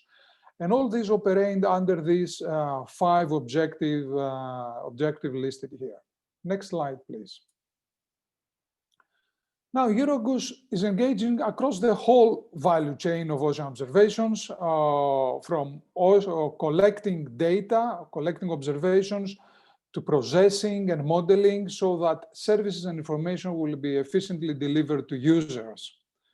Through constant efforts towards coordinated representation, the promotion of strategies, the harmonized contribution, active engagement, and efficient networking, there are today we're proud that we've got some success stories built on this Eurogoose partnership. And I've listed here CMEMS, EMODNET, and EOS. CMEMS is a co-design between in situ modeling, computing and remote sensing, and it's built and based on regional coordination mechanisms of Eurogoose. While in the case of EMODNET, the vision for it stems from Eurogoose and Marine Board paper back in 2008, while later when EMODNET was established, the physics, for example, service was significantly enhanced through Eurogoose infrastructure task teams and the Eurogoose RUSIs. The third example, the EOS, I will dedicate one slide a bit further down. Next slide, please. So the value chain is the key, and this is a picture of the EMODNET data portal with all the marine observations today. And I have to say here that many of them are coming from the Eurogoose and Mongoose data portals. And next slide, please. And this is a picture of how the portal would look if we remove these national observations and the national contribution. Next slide, please. The European Ocean Observing System, in short EOS, is a way to broaden this engagement through a multidisciplinary and transparent partnership framework. And it's an example of policy dialogue on EOS, or previous slide, please. is EuroSea project, a project that has been funded and is in direct support of Eurogoose. There is another project that has actually been funded now, the Minke. Both projects are these are good examples of how instruments for bottom-up coordination. And given the opportunity, I would like to mention that EuroSea is holding a webinar on the 20th of November, where you can get into the EuroSea website, where you can find more information and the registration link. Next slide, please. Eurogoose strategy, we are moving in the new strategy. We have formulated a new strategy, which is based on the Goose 2030 strategy and the UN Ocean Decade. Next slide, please. Don't need to, just an example here of the EOVs. And next slide, please.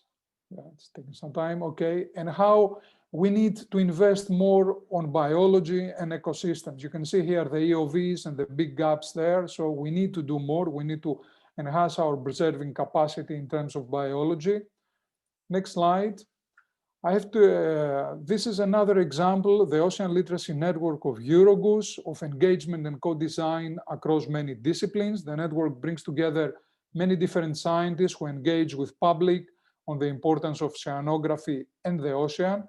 And I would like to invite you to visit the website and see there the specific page on ocean literacy resources, where you can find many interesting things such as books, applications, presentations, educational resources, and so on. Next slide, please. Moving to my last slide, of course, much remains to be done. And as seen here on one picture at the left, copied from the EuroSea deliverable on policy foresight, the management of the marine environment, including ocean observation and forecasting, is a very complex picture.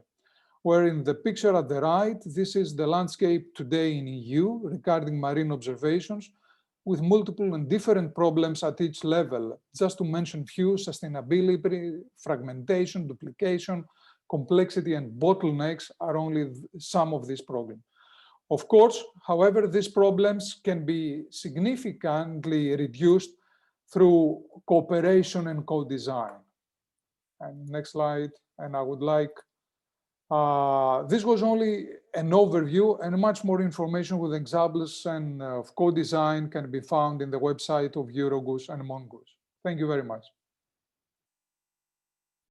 Thank you very much, George, for the presentation. And it's really interesting to see how ocean observation, which might sound like a very technical and very scientific endeavor, can be linked to society and ocean literacy, as you mentioned. So thanks for that.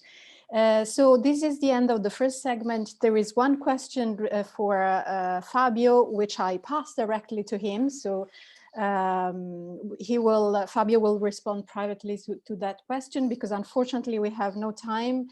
We are running out of time as usual in the Mediterranean, but not only, I would say. So in closing this segment, which was super interesting and very diverse in terms of contribution, which was what we wanted when we designed the workshop, I would like to ask the colleague to put the second poll for this workshop, which is which do you think is the biggest challenge for co-design for a regional Mediterranean decade program that needs to be addressed?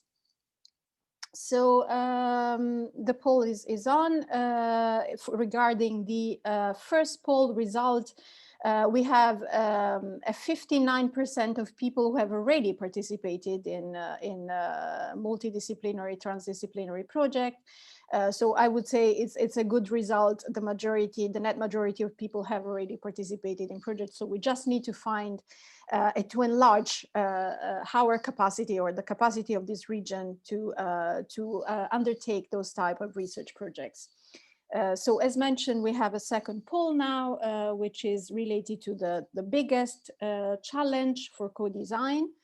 You can see it here. Please respond to the poll so we can have a sense of what is your idea and what are your proposals for co-designing in the Mediterranean, and eventually for possible project responding to the call for decade action for the Mediterranean Sea. So I would like now to move to the second segment, which the difference between the first and the second segment is that we're gonna present or talk about some specific issues which are very relevant for our region, which is, of course, has its own characteristics. And as we have already mentioned briefly before, the cultural component, the societal components are very important in this region. So we are going to talk about 3 different topics very briefly, and we hope to have an interaction with the public. So the 3 topics will be related to marine spatial planning, underwater cultural heritage, and ocean literacy, and what is done for ocean literacy in the Mediterranean Sea. So I now invite Vera Nun, who is a youth ambassador for the UNESCO IOC for marine spatial planning and the Marine Spatial Planning Global Initiative. So Vera, the floor is yours. I kindly ask you to really be on time, and even if you can shorten your presentation because we are really late. Thank you so much. Thank you, and hi everyone. Good to meet you all. Very interesting discussions. So without further ado, I would like to start about the MSP Global Initiative introduction. Next slide, please. The MSP Global was born following the establishment of the joint roadmap to accelerate MSP processes worldwide. So it's a joint venture between IOC, UNESCO, and DG Mare, the European Commission. In 2018, MSP Global was born in parallel to the establishment of the MSP Forum. Next slide, please. So MSP Global revolves around 5 main priority actions: transboundary MSP, sustainable blue growth, ecosystem-based MSP, capacity building, and mutual understanding.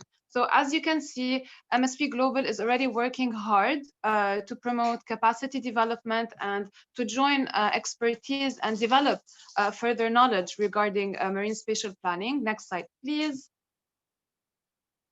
In fact, MSP Forum is all about joining national experts from different places around the world, not only in conferences, but also in interactive activities and interactive games and stakeholder meetings. We used to go on the ground to talk with local communities and local stakeholders. So the effort is already being done. However, of course, there's more, there's room for always additional effort. Next slide, please. Next. So before I start in talking about the technicalities of marine spatial planning, I would like you all to reflect on the relationship that we have on our environment. So ever since humans populated the planet and started building their little homes and having agricultural lands nearby, and then started growing into bigger settlements, mainly by big river basins, until we moved to the coast and using coastal resources, and then we colonized entire sea basins and reached the farthermost islands. So throughout this process, throughout this growth of humanity, we have used and abused our planet's resources. Next slide, please. So as you see, not only we have taken from our planet all of our resources, but we have also emitted greenhouse gas emissions. We have emitted pollutants in the form of solid waste, in the form of sewage, of discharge. So we have broken the balance of our ecosystems. Next slide, please. And today, not only our ecosystem is at risk, but even our culture and our heritage are at risk. And I guess Arturo will tell us more about this. And the reason we are reaching this point is because we have put short-term economic benefit as a priority. So how can we restore this balance? How can we re-achieve sustainability? Next slide, please. Next. So basically, we have to use planning tools. So just like you hire an architect to plan your house, just like you get an urban planner to design a city, just like we have integrated coastal zone management to manage activities around the coast, we have marine spatial planning, so which is a very important tool to plan our seas. Next slide, please. So why is it that we need marine spatial planning?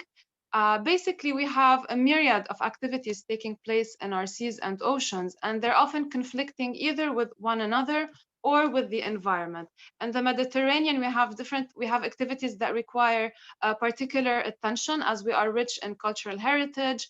The East Mediterranean nowadays is grabbing a lot of attention due to the oil and gas prospects. We have the issues of migration at sea and security. So following this heavy, intense activities in the sea, we need to recreate this balance. Next slide, please. So this is where marine spatial planning's role falls. And I would like to highlight in the definition of marine spatial planning that first and foremost, it's a public process. It involves the public and local communities. And it is done through a political process. So we need to have governmental authorities and decision makers.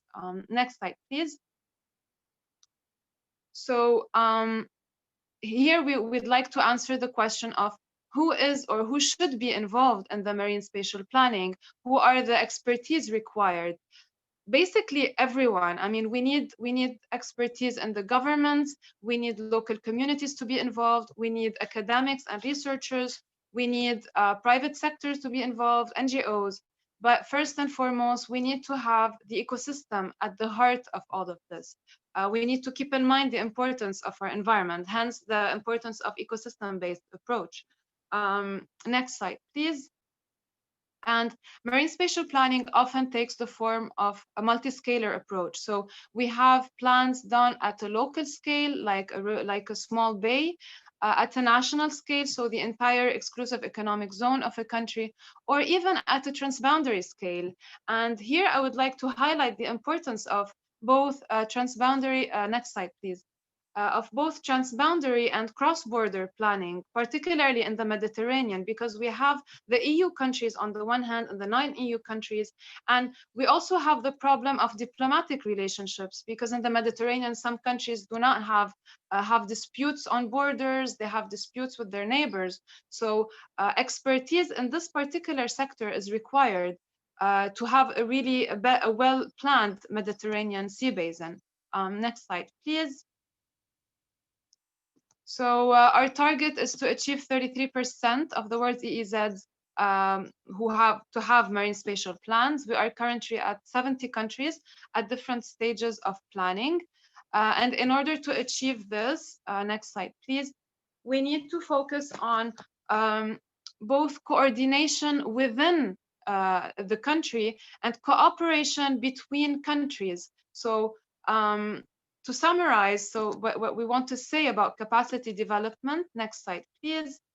It's important to highlight the needs of capacity development in politics. So to foster science diplomacy, as we have mentioned earlier, as different speakers have mentioned earlier, we need to develop capacity in research to generate knowledge that will inform decision-making. We need to have capacity within sectors, so in private sectors also, they have already mentioned that. So to infuse the concept of sustainability within each maritime sector. And finally, of course, the role of civil society is crucial in order to disseminate this knowledge. Thank you very much, and I hope I stuck to my time, and I'm welcoming your questions whenever required. Thank you. Thank you very much, Vera. Very nicely on time. So for the moment, I don't see any specific question. So I would like to move to the next presentation, which is about underwater cultural heritage, which will be given by Arturo Rey de Silva, who represents a network for underwater cultural heritage for the Ocean Decade, but also ICOMOS. So Arturo, the floor is yours. Thank you very much. Can you all hear me? Yes. Perfect. And you can see me too, no? I guess. Perfect. As well. Thank you. Thank you very much. I'm really happy with all the presentations. I've seen a huge advance from the meetings that we had already 1 year ago in Venice, and before, when we were talking about the Ocean Decade, and cultural heritage wasn't even included in the discussions. And we can see today that many of the aspects that have been presented are presenting specifically underwater cultural heritage or cultural heritage at large, no? As we have seen in the presentation before mine. I want to underline what we've been talking about, interdisciplinarity, and what you said, Francesca, about that we need to move from ocean science of describing scenarios today and defining the phenomenon, describing the phenomena, to move to ocean science that defines results to all these challenges that we have. In order to do that, I mean, we have seen in presentations like the one by Laura Giuliani, how talking to local, inserting the local knowledge, for instance, can give us information and data critical to what we are dealing with for 500 years. I mean, one of the most important things is also to understand what has been happening not only 500 years ago, but 1,000 years ago, and all the change that been produced during all this period up to now, that can give a critical knowledge and gap that helping understanding the phenomenon today will give us the importance to build up strategies for the future. So I will be talking about underwater cultural heritage in that sense, and I will try to be very brief just to be introducing the topic. As we have seen when we started talking about the Sustainable Development Goals and the Agenda 2030, we didn't see cultural heritage there at first, and many of us cultural heritage professionals were, you know, shocked not seeing that. But if you go inside, I mean, it's one of the main things that is a transversal to all different SDGs. I mean, culture, social values, the past that creates our identities, but also all the changes that have been through history are forming what we are today, and are helping us into describing the future. Next. Underwater cultural heritage is defined by the UNESCO 2001 Convention as all traces of human existence having cultural, historical, or archaeological character, which have been partially or totally underwater, periodically or continually for the last 100 years. We probably, archaeologists, have been seen by many ocean scientists and the society as those that are only checking the material culture and only basing our studies and research on just sites and material culture itself. But the convention itself and many different guidelines internationally adopted are linking both. I mean, the convention itself talks about natural and cultural context, and this is something that is really linked between itself. In the pictures we see different sites of different urban structures that have been sunken, and we see other aspects too. Next slide, please. Next, perfect. I mean, but some of the main signs that we have seen are shipwrecks, and probably some of the defaults that we have been having as archaeologists and cultural experts, that we've been focusing too much on this material culture itself.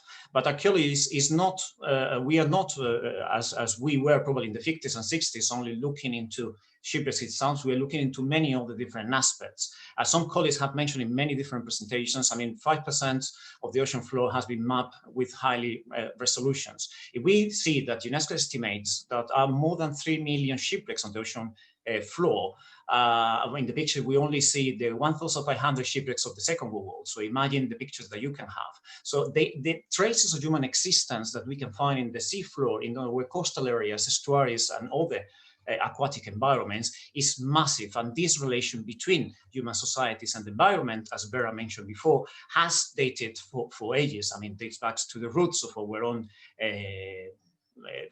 species, let's say. No? So all this amount of information will tell us a lot about the past, but also about changes through the time and human adaptation to all changes. Next slide, please. But we are not only talking about artifacts and shipwrecks, that probably that's the view that many ocean scientists have about maritime archaeologists. We are talking also about different submerged landscapes. We have to understand that underwater cultural heritage, I call it also maritime, we have to probably enlarge the concept. It's not only underwater cultural heritage, we are talking also about that traces on nature, on environment. So we are more and more talking about ocean, natural and cultural heritage. And maybe here is something that we have to use more and more, because all this cultural heritage is embedded into the natural environment, and both the natural environment and the heritage, they have social implications. So submerged landscapes are huge archives, repositories of data that will help us understand these changing ecosystems throughout time, but also the changes in human behavior and how both relate to each other. The sites are critical to understand the development of human societies, and their cumulative impact will help us also to see all these climate changes, I mean, different ocean dynamics, etc. it is capital that all this data that we have is shared among all the ocean community. And there we may be having one of the main challenges. I mean, we need to map who is doing what in all this sense. I mean, there are many archaeologists working with many ocean science data and methodologies, but we also have to translate all this data and put it together. I've been seeing in many of the presentations data that can help a lot preventing damage to underwater cultural heritage sites, and data from research in maritime archaeology can really help many of the projects that we have seen here. Next slide, please. So already there are initiatives that are happening this year. For instance, UNESCO this year hold a webinar on ocean state in June on the underwater archaeology and ocean science, and many colleagues from different UNESCO networks, like Southampton University, from the Unity Network, East Marseille, or ICOMOS ICUCH, the Scientific Committee for Underwater Cultural Heritage, or the Ocean Decade Heritage Networks. They were presenting all these type of things, and there were many things that were underlined. There are many archaeologists that are working as ocean scientists. They are using the data and the different methods that ocean scientists are using specifically to retrieve data that will help us understand in the past and the changes throughout time. But then you have archaeologists working with ocean scientists too. And there's a bunch of different projects that were presented in this seminar that would be very, very interesting to put as a mapping initiatives, you know, and being highlighted in some of the platforms that we have seen. For instance, I mean, reading the archaeological context and studying ancient Arturo, we need, sorry, I need to ask you to... This is the last one. Okay, perfect, thanks. So we need to integrate the offshore and offshore data and a unique combination of all these transdisciplinary disciplines that we are seeing and we are putting all together. With that, I mean, I finished here. I think I put my point. I think it's very important, this transdisciplinarity, and I think I'm happy to see that social values, cultural heritage, and the importance of oral traditions and the past are taken into account in all the co-designed approaches that we'll have into the future. Thank you very much to all. Thank you so much, Arturo, and definitely there is a big interest on underwater cultural heritage, even again in relation to potential projects or programs to respond to the first decade call for decade actions. Last presentation for this segment is by Melita Mokos from the University of Zadar, but also from the European Marine Science Educators Association, and in particular working for the Mediterranean region. So Melita, the floor is yours. Thank you, Francesca. As we don't have time, Julie, you can just skip to the last slide. I think the baseline is there. So we have heard a lot about the need for education and raising awareness during the event today. And this is where actually ocean literacy and the Mediterranean sea literacy come in. So Mediterranean sea literacy is a result of collaborative work of MC's Regional Mediterranean Group, MCMed. And it is a group, is a part of the network. It's a group of people that come from different Mediterranean countries. It would be great to have more, so the European part of the name stop you from joining it. We would like to include more non-European countries in the network as well. So we have been active in outreach activities, in research related to ocean literacy, behavior, attitudes on different levels of education system. And we have been dedicated to advancing ocean literacy across the Mediterranean region. So one of the, actually the major goal and the aim of the group was developing the Mediterranean sea literacy. Being aware that the Mediterranean is one of the biodiversity hotspots, but at the same time it is under huge anthropogenic pressure, we realized that there is an urgent need for ocean literate society across the Mediterranean. So we started the process of adapting ocean literacy content and its principles and concepts into specific features of the Mediterranean Sea. So we have developed the document, the paper called Mediterranean Sea Literacy, which was actually just recently published in the Mediterranean Marine Science, so you can find it there. The content of the Mediterranean sea literacy is basically, as Francesca once said for the ocean literacy, that it's the ABCs of the ocean. This we consider as the ABCs of the Mediterranean Sea. It provides some basic knowledge about different natural, geographical, and social components of marine environment and the connection of the society related to it.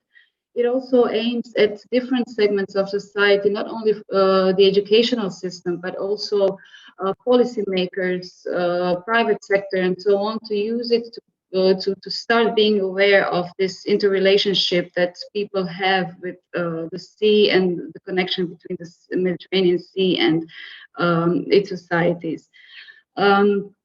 So it can also be considered as a first step to achieve the SDG 14 in the Mediterranean region, because we know that increased awareness leads to then behavioral change, and then that can lead to better conservation and sustainable development and management of marine resources of the Mediterranean Sea.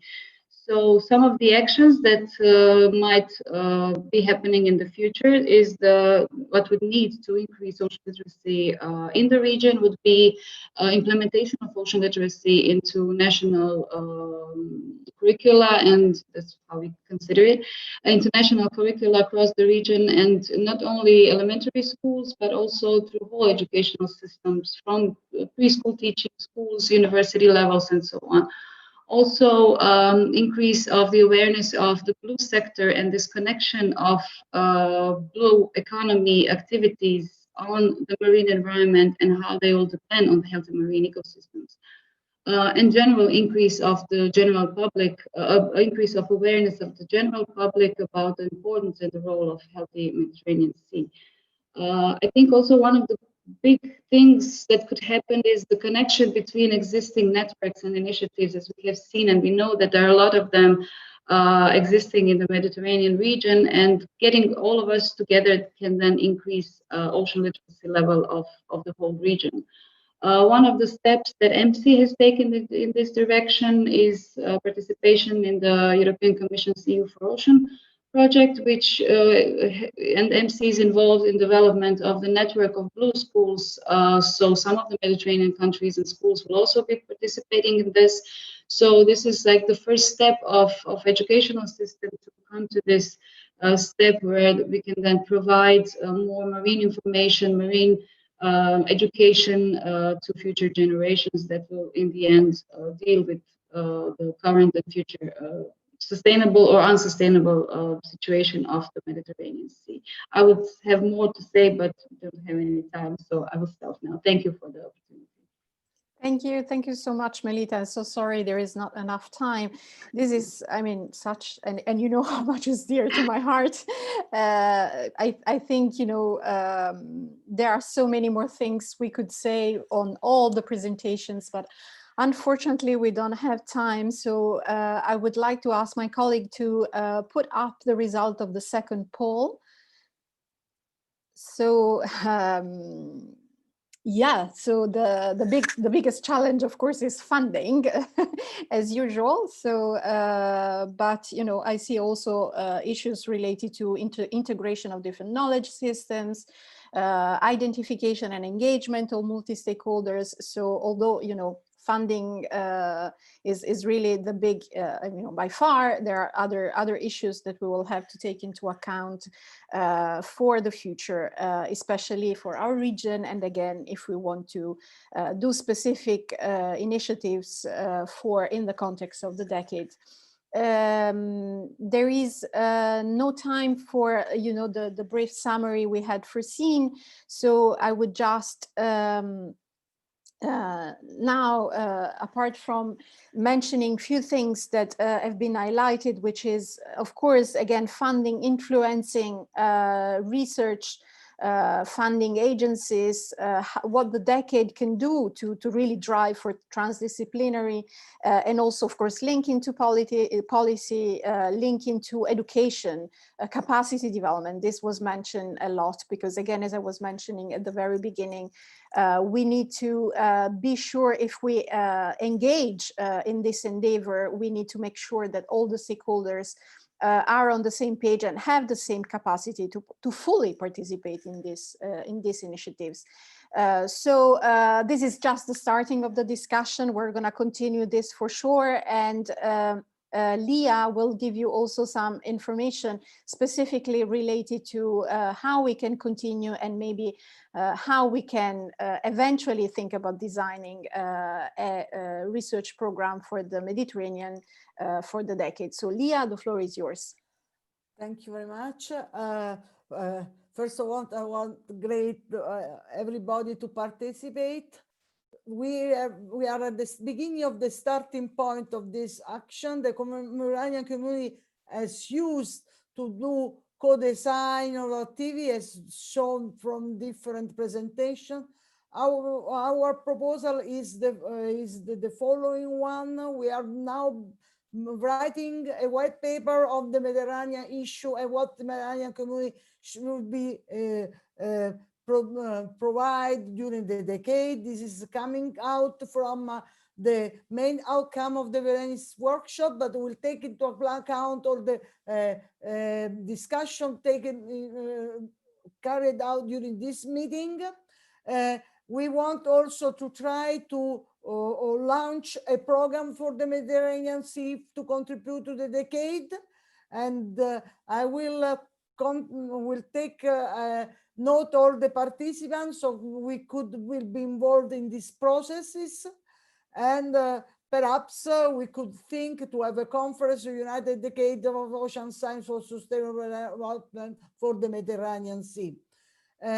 It's important to understand that we have this call of action that was launched in 15 October, and this target to program major contribution that we want to reach.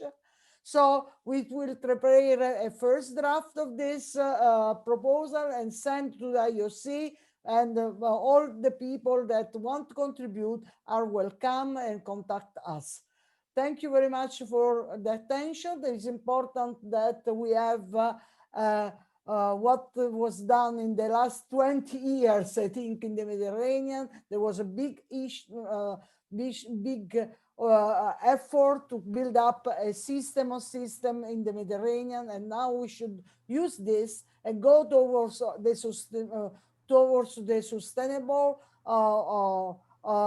and reach the goal of the Mediterranean we want. We have a platform like BlueMed that can be also used. So I think we will be able to write and propose a program for the Mediterranean.